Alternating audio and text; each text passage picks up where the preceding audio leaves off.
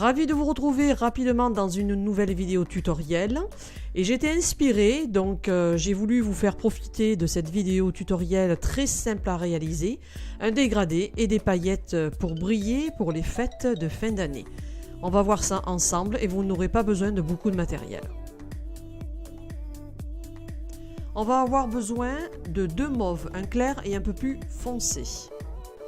Donc vous commencez à pulvériser votre mauve aux 2/3 de la capsule. Donc je suis désolée, j'étais un peu hors champ. Je vais revenir dans le champ de la caméra. Ensuite on va passer au plus foncé. Donc toujours pareil, vous avez l'habitude de faire vos dégradés.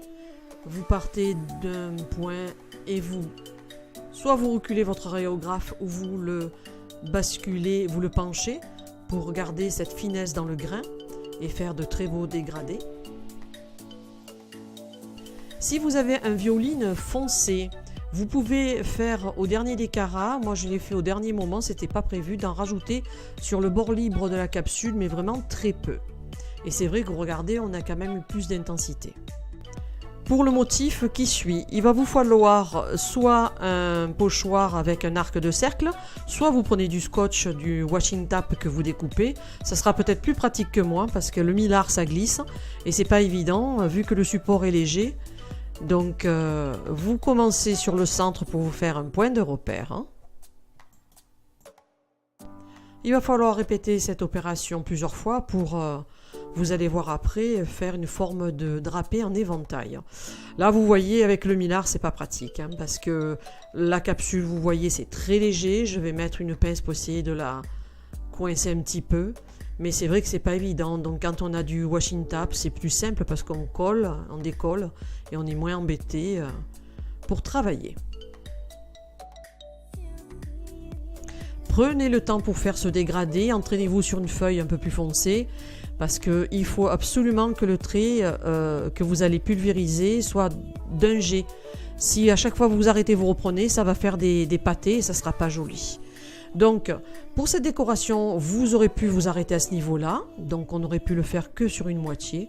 Mais j'ai pas pu m'empêcher, j'ai voulu le faire de l'autre côté. Donc essayez de le reproduire, ça vous fera de toute façon un très bon exercice.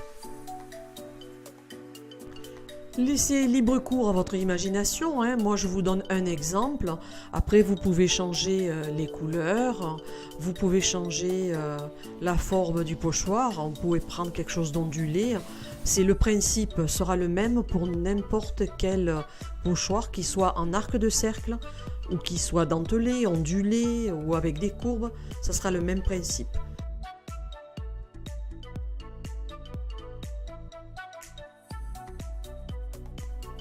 Si vous avez du gel pailleté or comme moi, ben on va profiter. Moi j'ai voulu en mettre dans les traits et les sillons que j'ai fait à l'airbrush.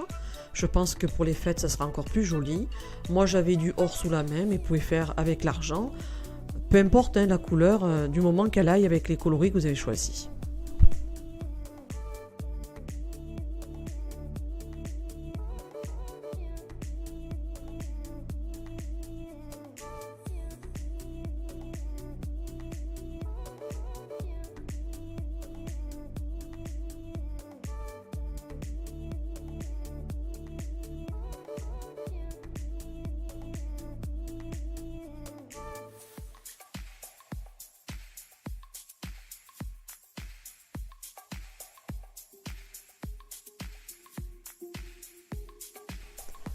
J'espère que cette nouvelle vidéo tutoriel vous a plu, que ce motif vous donnera des idées pour vos réalisations pour les fêtes de fin d'année.